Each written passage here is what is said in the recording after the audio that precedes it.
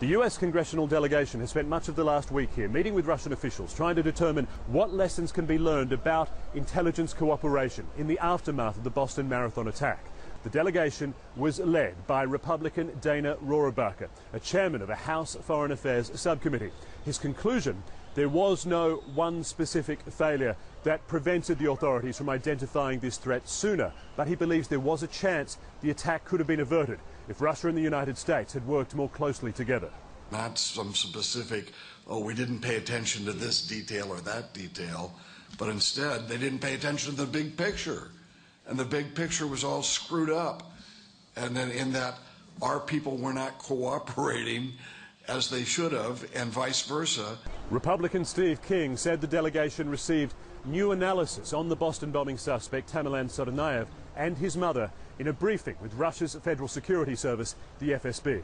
Their opinion that Tamerlan and his mother were both of a radical attitude before they came to the United States.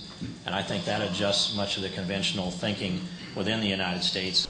Members of the delegation thanked an unusual voice in Russian-US relations for the access they received during their visit, action movie star Steven Seagal. And Seagal said he deserved credit for setting up a meeting with a Russian deputy prime minister and the country's security service. And I asked him for that meeting, and I knew about that meeting before they did.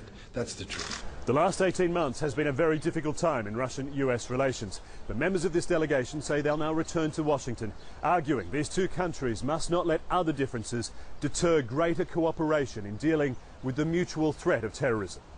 Phil Black, CNN, Moscow.